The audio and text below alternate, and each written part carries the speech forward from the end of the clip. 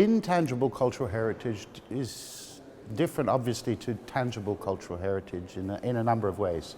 Not only because one is dealing more with sites or objects and physical objects, and one is dealing more with the expressions and practices of communities, but also I'd say in the kind of approach to safeguarding.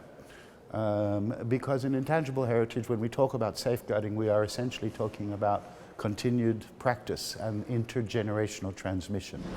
So in that sense, safeguarding involves an element of dynamism in intangible cultural heritage. What's important for intangible cultural heritage is that an element not be done necessarily exactly as it's always been done, but that it continues to have the same viability, meaning the same social meaning, aliveness, if you will, for a community. And that means some level of adaptation to the questions of any generation that they are living in. So the purpose of the convention has been defined in the text of the convention, essentially, firstly for, of course, to safeguard intangible cultural heritage, but also to raise awareness about its importance, to foster better respect for intangible cultural heritage for the communities that carry it and between a community. I think it's important to link the safeguarding of intangible cultural heritage with the idea that we need to respect each other's intangible cultural heritage, and through that to respect each other, both in our similarities and our differences.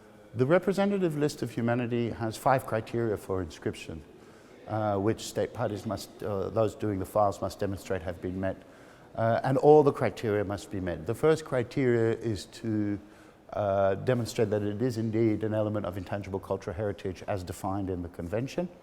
The second criteria is to demonstrate how the inscription will lead to a better understanding of intangible cultural heritage in general and foster mutual respect among communities and peoples, and visibility of that. The third criteria requires demonstrating an action plan around measures, what measures are being put in place to safeguard this expression of intangible cultural heritage.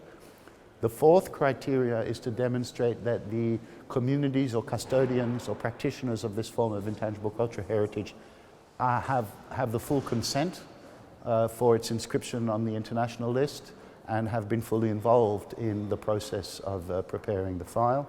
And the fifth criterion is to demonstrate that the element has already been inventoried within the country. The purpose of the urgent safeguarding list is to draw attention to elements of intangible cultural heritage that are in need of urgent safeguarding, to encourage specific actions and safeguarding plans around those elements, to bring awareness to them.